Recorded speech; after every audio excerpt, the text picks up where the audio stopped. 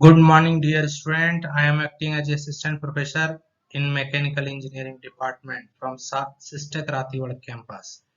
Today I will teach you the subject basic mechanical engineering, and today's topic is definition and classification of stress and strain. जो है आपकी again इसकी शुरुआती length है, तो original length L है, final length L minus delta L divided by L। तो ये कुल मिला के EC is equal to minus delta L by L। और ये यूनिट है, ये ध्यान दीजिएगा, ये वाला हमने जो लिखा है M बाय M, ये nothing but SI unit of length, चूँकि लेंथ का रेशियो होने के कारण ये कैंसल आउट हो गया है। इसी वजह से आपकी जो है ये रिड्यूस हो गई है। अब हम बात कर रहे हैं, आगे बढ़ते हैं। ये कंप्रेसिव स्ट्रेन हो गया। कंप्रेसिव स्ट्रेन के बाद अगर मैं बात करने जा रहा हूं जो कि शियर स्ट्रेन है, और शियर स्ट्रेन आती है अगर कोई वेक्टर क्वांटिटी है, मैंने ये बोला था, तो वेक्टर क्वांटिटी को अगर इस डायरेक्शन में और सेम मैग्नीट्यूड का हमने अपोजिट डायरेक्शन में ड्रॉ कर दिया तो ये वैल्यू निगेटिव बताएगी। अगर ये 10 न्यूटन का फोर्स है तो इसको -10 बोलते हैं। तो sign only indicates the direction of any vector, मतलब किसी भी सदिश राशि का अगर दिशा में परिवर्तन किया गया है, मापांक वही है, तो वैसे वेक्टर को हम लोग कॉलिनियर वेक्टर भी कहते हैं, 0 डिग्री या 180 डिग्री के साथ में, है ना।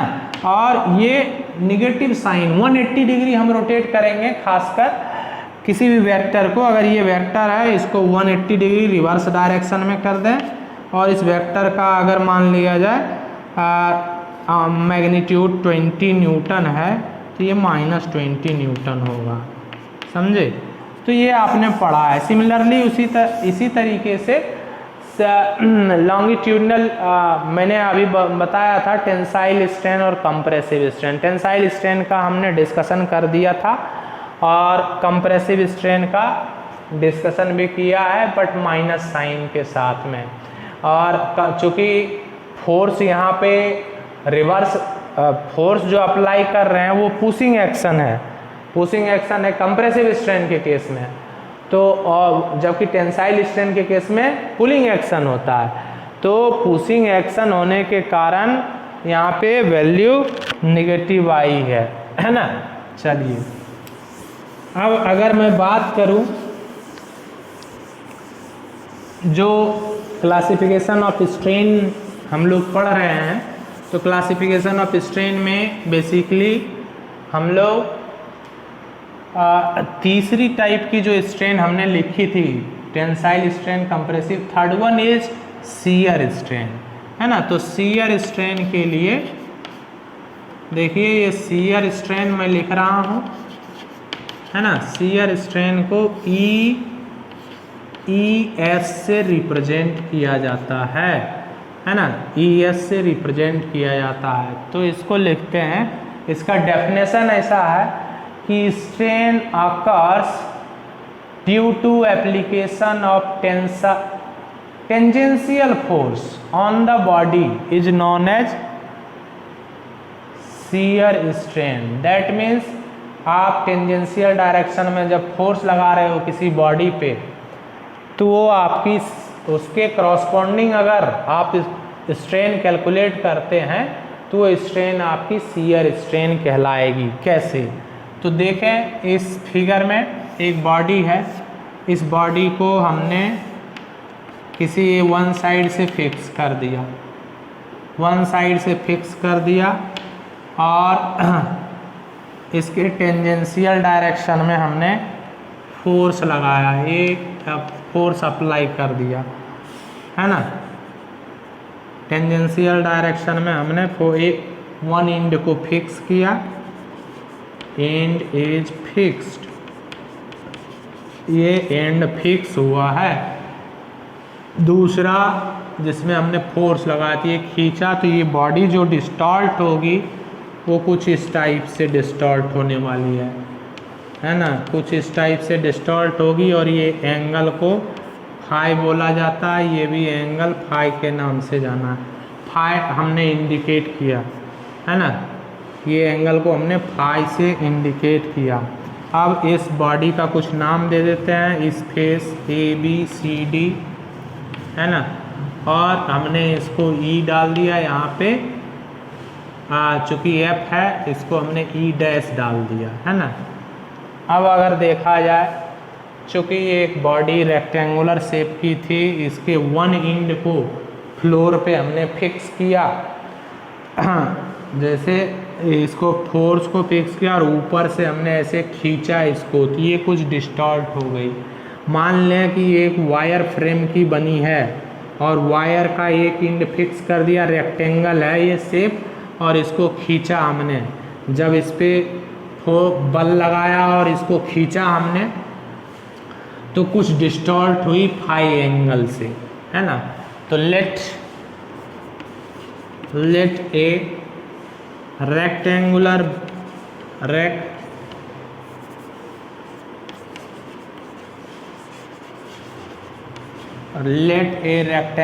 body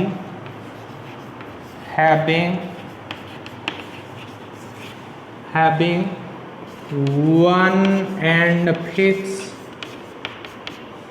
and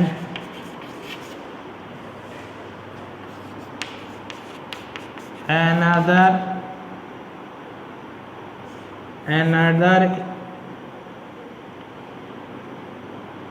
subjected and another end subjected, यहाँ पे end लिखा हुआ है, another end subjected with force F। इसका हिंदी मीनिंग ये है कि भाई एक रेक्टेंगुलर बॉडी हमने ली, लेट ए रेक्टेंगुलर बॉडी, एक हमने वस्तु लिया जो रेक्टेंगुलर शेप का है, जिसका एक एंड फिक्स है एंड दूसरा एंड जो है सब्जेक्टेड है tangential force F, subjected with tangential force F, है ना, टेंजेंशियल फोर्स F। तो क्या होगा इस केस में, इस केस में ये होने वाला है कि भाई हम ट्रायंगल जो है इसकी बात करते हैं, ABE, चूँकि ABE और DCE डैश ये दोनों सिमिलर ट्रायंगल होंगे। क्यों? क्योंकि आपकी दो साइड इसकी जो है बराबर है, एक साइड इस साइड से देखा जाए रेक्टेंगल की आमने सामने की भुजा बराबर होती है, तो AB is equal to CD and BE is equal to CE dash, that is why this triangle that is ABE and DCE dash are the similar triangle, है ना।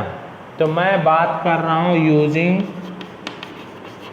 Triangle ABE and DCE dash. अगर 10 phi निकाला जाए, 10 phi, तो आपने कभी पढ़ा होगा कि ये ट्रायंगल आपने कभी पढ़ा होगा tan theta is equal to लंब बटे आधार, that means perpendicular by base is equal to tan theta. कभी ट्रिग्नोमेट्री में पढ़ा होगा। तो यहाँ पे एंगल के सामने वाला B जो है वो है आपकी परपेंडिकुलर और AB आपकी बेस हो जाएगी, दैट मीन्स BE अपॉन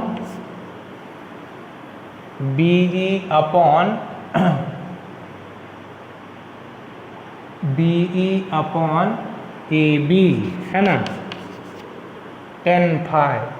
तो बेसिकली 10 फाई जो है आपकी